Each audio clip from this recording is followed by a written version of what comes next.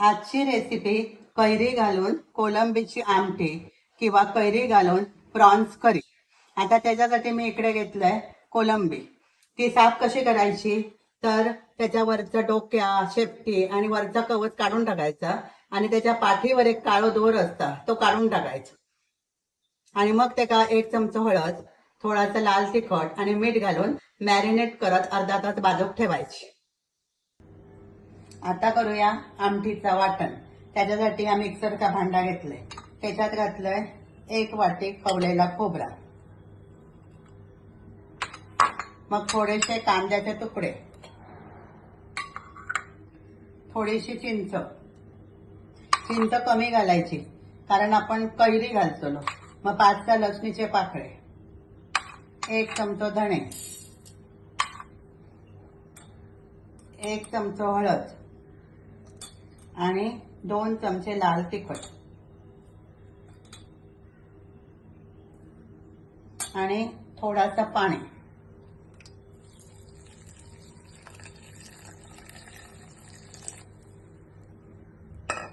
आणि हा मिश्रण मिक्सरात अगदी बारीक गंधासारखं वाटून घ्यायचं। आता हे बघा, आता ह्या मी गंधासारखं बारीक वाटून घेतलंय खोबरं। आता गॅसवर ठेवलंय पॅन, त्याच्यात मी घातलंय 2 चमचे खोबरेल तेल। तुम्ही तुमचं रोजचं तेल पण वापरू शकता, पण खोबरेल तेलात एकदा आमटी करून बघा, तुमका नक्की आवडते। आणि आता तेल तापला, त्याच्यात घालूया बारीक चिरलेलो कांदा,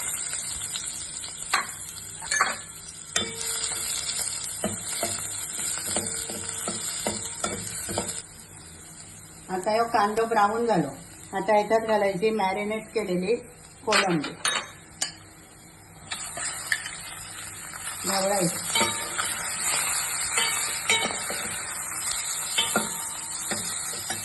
आणि त्या भांड्यात थोडंसं पाणी घालायचं। आता पाणी याच्यात घालायचं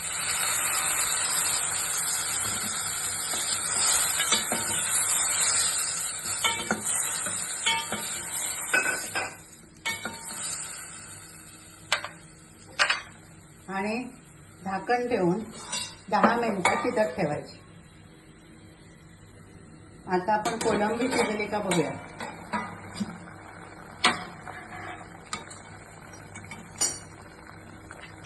आता असं एका टोचून बघायचं, हे बघा आता कोलंबी शिजली। काय असतं, कोलंबी नीट नाही शिजली तर ती कच्ची राहते आणि खूप जास्त शिजली तर ती चिवट होते, म्हणून ती प्रॉपर शिजवूय। आता याच्यात घालूया चवीनुसार मीठ। त्याच्यात मॅरिनेट करताना थोडा मीठ घातलं, त्यामुळे मीठ प्रमाणात घालायचं, ढवळायचं।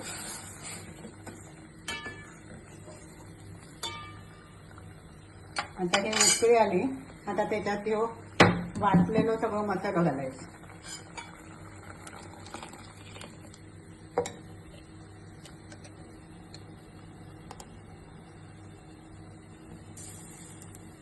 आणि ढवळायचं।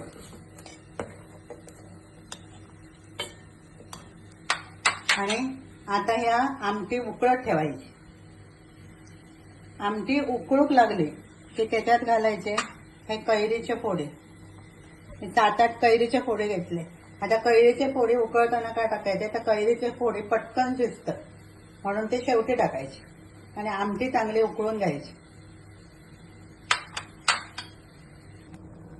आता मी ही कोलंबीची आमटी कैरी घातल्यानंतर 5-10 मिनिटं उकळवून घेतली का आता कैरी त्याच्यामध्ये शिजू होईल। आता कैरी शिजली, आता ही आमटी तयार। अशी ही कैरी घालून कोलंबीची एक वेगळ्या चवीची आमटी करून बघा। आवडली तर लाईक करा, शेअर करा, सबस्क्राईब करा।